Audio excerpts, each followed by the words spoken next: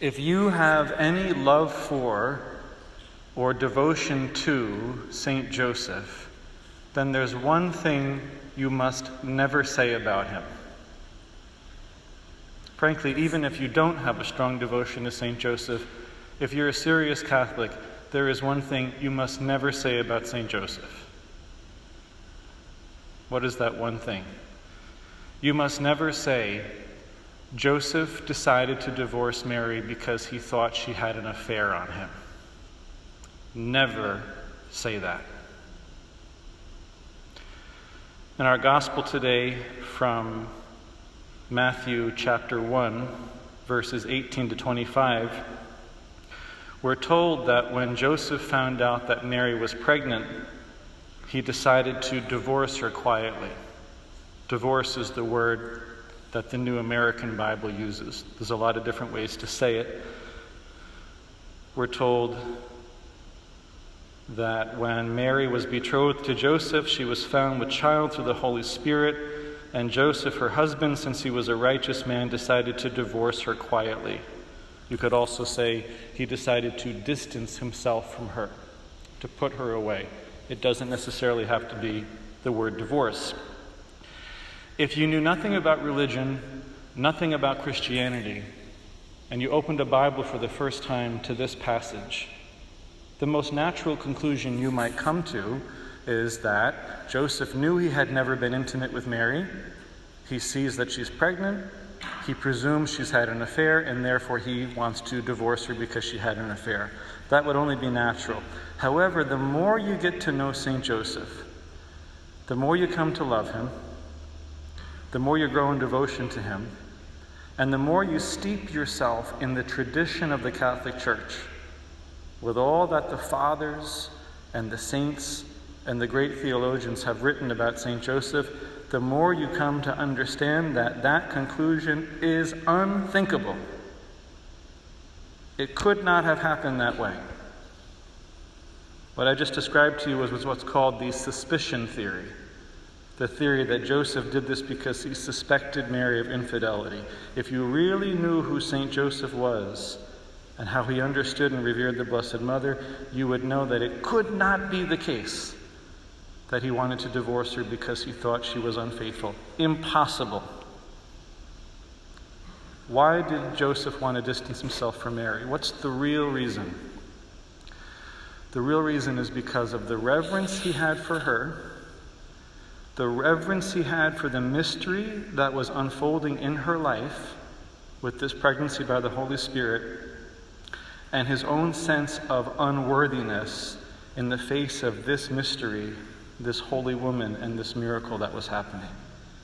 He wanted to distance himself so that Mary could belong completely to God, so that his plan could unfold for her, and so that he wouldn't get in the way of her being the great saint and witnessing the miracle happen that God wanted for her life. So to sum it up in one sentence, Joseph did not distance himself from Mary because of suspicion. He distanced himself from Mary because of reverence. Reverence is the key word. I know that many of you have this book at home, Consecration to St. Joseph by Father Don Calloway. I've seen a lot of you reading it. In this book, he has one of the best analyses I've ever seen of this passage from Matthew chapter 1, sometimes known as St. Joseph's Annunciation. If you're interested in understanding this whole situation here and Joseph's true intentions, go home and open this book to page 141. And you'll find several pages that explain the whole thing. Here's what Father Calloway says. St. Joseph discovers that Mary is pregnant, but he does not doubt her purity and innocence. Instead, he doubts his worthiness and ability to take care of Mary and the child.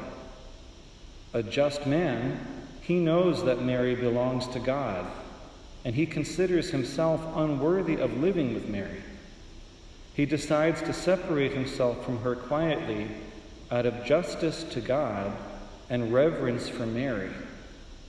He is willing to leave the picture so as not to reveal her mystery.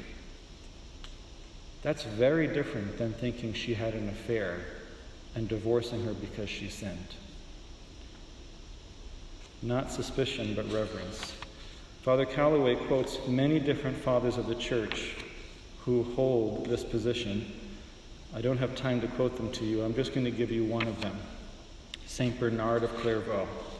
Listen to what St. Bernard says about this episode in the life of Joseph and Mary.